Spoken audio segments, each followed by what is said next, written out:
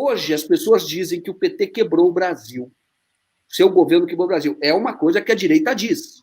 Então, alguns economistas que são apenas, vamos chamar assim, economistas de aluguel, que estão aí a serviço da elite, dizem a mesma coisa. Nós temos dados que hoje o Brasil não quebrou por conta das reservas cambiais acumuladas ao longo do governo do Lula e do governo da Dilma, do seu governo. Nós sabemos disso. Havia o fundo soberano, nós havíamos um desemprego que era o menor da história, 4,7%. E aí a pergunta é o seguinte, a oportunidade que a senhora tem para falar com toda essa audiência que nós estamos tendo agora, responder a estas críticas de quem diz, olha, o governo do PT quebrou o Brasil. É o que sempre dizem, é o que vão sempre dizer, é o que vão tentar, com esse argumento, manter esse projeto, caso o Bolsonaro chegue até 2022, vão tentar manter com esse discurso, o PT quebrou o Brasil. É fato, presidente, o PT quebrou o Brasil? Olha, não queria te falar duas coisas interessantes. Eu saí no dia 31 de agosto de 2016. Um mês e meio depois, há o plebiscito no Reino Unido. O plebiscito que vota se eles saem da União Europeia ou se eles ficam na União Europeia. E perde o ficar na União Europeia e a adoção é do vamos sair da União Europeia. Okay. Neste momento, a economia passa a correr um risco de que haja uma especulação ou um surto de desequilíbrio financeiro no mundo e que vai afetar os países emergentes ou quem quer que seja. Aí, o que acontece? O Ministério da Fazenda, que tinha um mês e meio de vida no período Temer, emite uma nota, dizendo o seguinte, é a nota que prova que nós não quebramos o Brasil e que eles sempre esconderam, que era assim, o Brasil tem uma economia, é macroeconomicamente robusto. Por que ele é macroeconomicamente robusto? Primeiro, porque ele tem os 380 bilhões de dólares de reserva. Tanto é que nós não temos nada hoje pressionando o Brasil, como ocorre com a Argentina, com credores, Fundo Monetário, etc. Pelo contrário, nós emprestamos dinheiro para o Fundo Monetário. Não sei se você sabe disso. No meu governo. Sabia. Impressionante. Tá? Nós somos credores. Nós éramos credores do Fundo Monetário. Uhum. Nunca o governo federal aceitou empréstimo nem pediu por Banco Mundial. Por quê? Porque não precisávamos do Banco Mundial. Além disso, a nota completa. Temos a nossa dívida denominada em real. O que é uma dívida denominada em real? É que você é dono da dívida, que você administra a dívida como você quiser. E aqui tem uma grande mentira. Um Estado não é igual a uma família. Sim. Uma família não administra nunca a sua própria dívida. Por quê? Porque a família não emite moeda. Exato. A família não emite título. E a família não tem banco. Todos os países emitem moeda, título, e alguns que não foram tão afetados pela agenda neoliberal, tá? Ainda conservam bancos, como o Brasil, que tinha, na época, o maior banco comercial, que era o Banco do Brasil, um único banco que emprestava no setor imobiliário, o outro não emprestava, fazia pequenos negócios imobiliários. O grande negócio imobiliário era feito pelo governo brasileiro. E tinha o maior banco de investimento, que era o BNDES, que chegou a ter um fundo maior que o do Banco Mundial. Bom, além disso, então, primeiro item, ele era macroeconomicamente robusto porque tinha reservas financeiras, a dívida dele era denominada em dólar. E acrescentava, e tem um colchão de reservas lá no Banco Central, de reais. Sim. Ou seja, ele não precisa de emitir moeda, ele tem lá um colchão de reais. E completava, a única coisa fajuta nessa nota é que ele completava dizendo: e nós vamos ficar melhor ainda, porque nós vamos fazer uma política de teto de gastos, que foi o que nos fragiliza. Essa nos fragiliza, porque fiscalmente nos fragiliza. Bom, então, enquanto país, o Brasil não estava quebrado coisíssima nenhuma, nunca esteve tão forte. Era o país que tinha um volume de reservas maior, porque, como disse o nosso ministro da Fazenda, teve um ministro da Fazenda, que me fugiu o nome mais uma vez. O seu, o Barbosa? Não, é o antigo, que dizia: a inflação aleja, quem mata é o câmbio. Ele falava isso a respeito das sucessivas quebras cambiais dos países e da ameaça sobre o Brasil, que é quando você fica na mão do Fundo Monetário. Uhum. Aliás, o Lula recebeu o Brasil, o Fundo Monetário aqui dentro, eu assisti o pagamento do fundo, eu tivesse essa glória na minha vida. Bom, esse é um lado. Aí vem o outro, não é porque tinha um desequilíbrio nas receitas primárias. Ora, as nossas receitas primárias, no nosso pior momento, era de 3,7%. No governo Fernando Henrique, que eles cantam em prosa e verso, é 4,1%. Então, e nós tínhamos, sim, aí entra o problema, que eles nunca falam, mas que foi aí que começa. Eles não queriam duas coisas. Eles não queriam gastos sociais, que os nossos gastos sociais tinham sido significativos na transferência de renda e também, né, Minha Casa Minha Vida. Tanto é que a questão do impeachment, ela começa com ele questionando Minha Casa Minha Vida. Mas como fica muito difícil de questionar o Minha Casa Minha Vida, ficava muito óbvio, eles questionam uma coisa que era mais difícil de percepção para a população como um todo, que era o que é que eles questionam? O pagamento de subsídios à agricultura pelo Banco do Brasil. É o crédito agrícola, a pedalada está ali, que é a invenção da pedalada. Eles acham que a pedalada... E é estranho, porque a pedalada seria...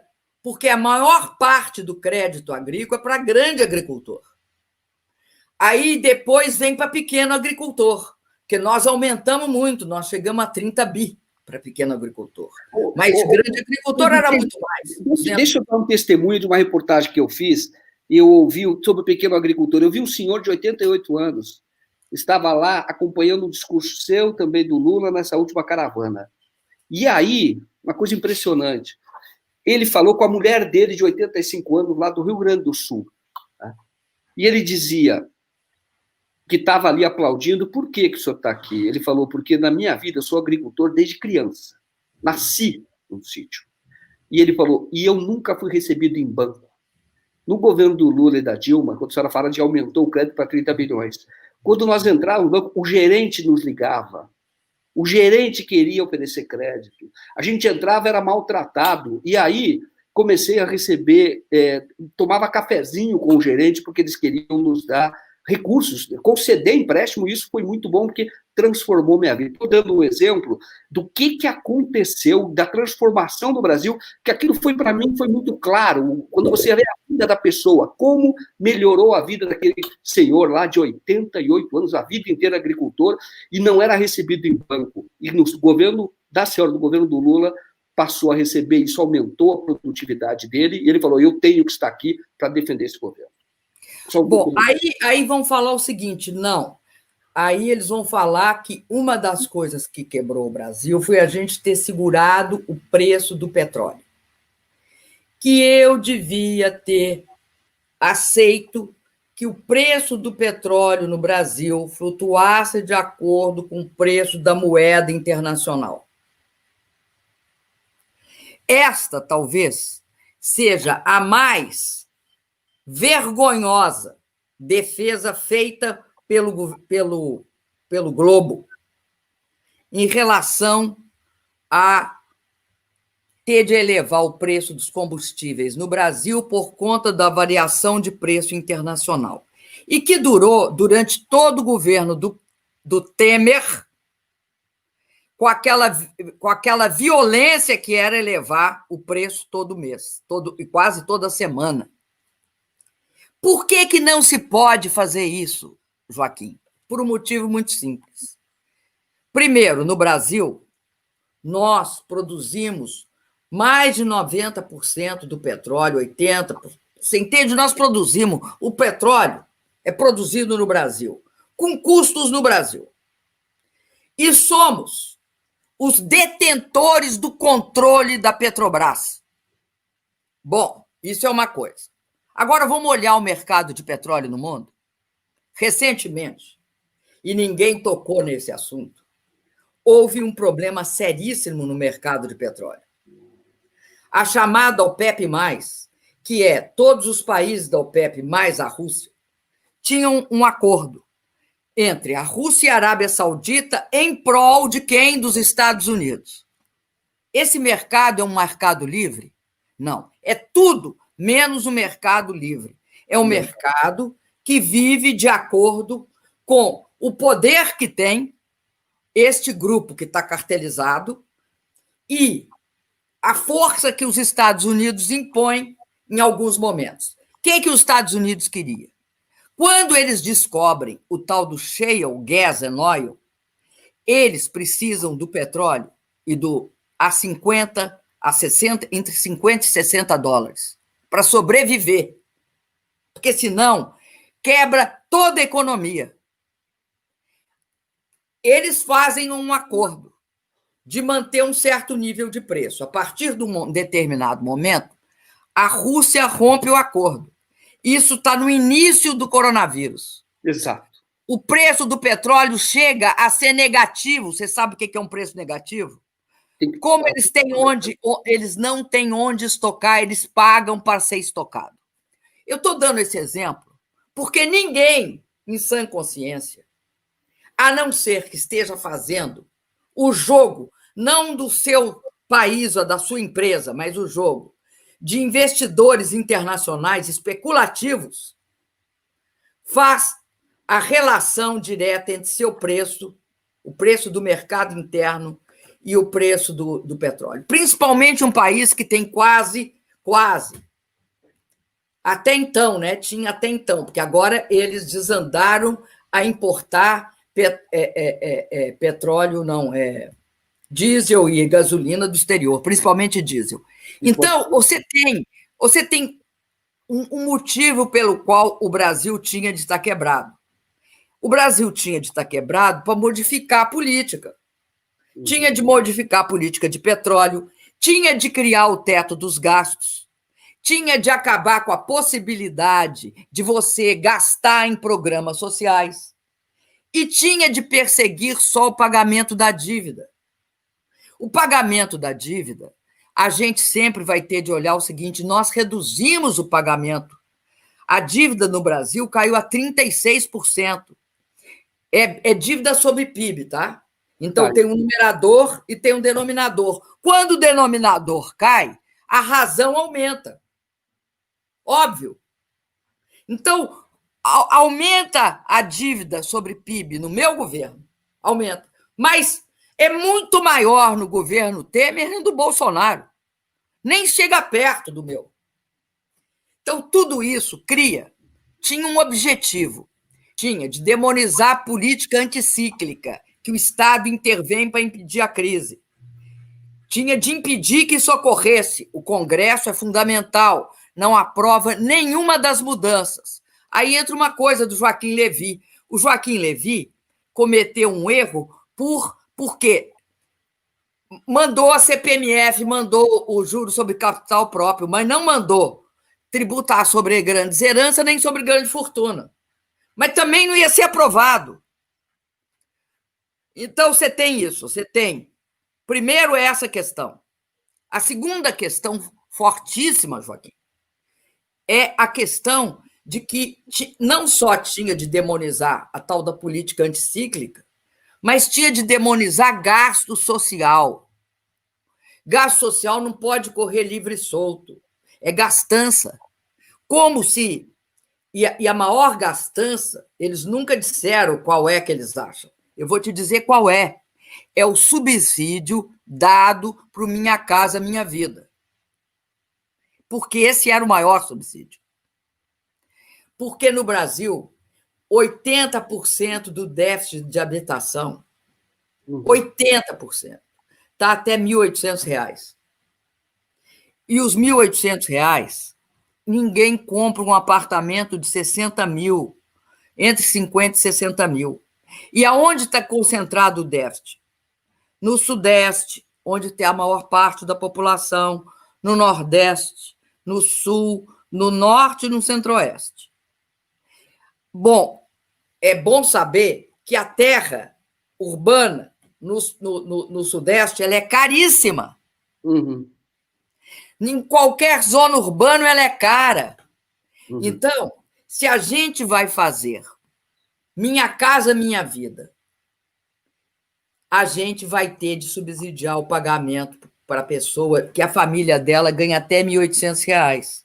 Porque uma família com 4 pessoas que ganha até R$ 1.800, ela não consegue pagar a casa dela, se ela for financiada, em termos do mercado. Ela não consegue pagar a comida, não consegue o transporte, não consegue pagar roupa para as crianças, não consegue pagar nada se pagar a conta da prestação. E se não tiver subsídio, não tem casa, vai ter favela, não. Vai ter gente morando na rua. Ah, não. E se não tiver casa, criança não tem futuro. O jovem não tem futuro. E se não tiver casa, a segurança pública piora também. E se não tiver casa, você veja que isso é tão grave que as milícias no Rio, onde que elas atuavam? Elas tentavam construir a forma de tomar da população vendendo moradias. Sim, invadem área pública, constroem onde não pode. Exatamente. Exato. Porque então, ali é uma demanda enorme. Entendeu? Por tudo isso. Tanto é assim que todas as questões elas são tratadas quando há crise. E aí, quem tem razão é ela é argentina, eu acredito que ela seja argentina, mas ela mora nos Estados Unidos, na Inglaterra, Naomi Klein, que fala o seguinte, que é a regra do Friedman. A regra do Friedman é qual? É simples a regra do Friedman. Para você adotar a agenda neoliberal, você espera a crise. Exato. E ele diz ainda, uma crise que ela tende a ocorrer, porque é ela que vai anestesiar a população, para que a população aceite aquilo que ela naturalmente não aceitaria. Exatamente, exatamente. E aí, até diz o Friedman, nesse momento, aquelas ideias que estão em circulação são implementadas. Aí, aquele receituário da Folha de São Paulo, do Globo, do Estadão, no momento de crise, o povo está todo assustado, apavorado, fala, agora vamos aplicar o choque. Está apavorado, vamos dar o choque agora, e tem uma mídia que já espalha essas mentiras de qual seria o modelo ideal.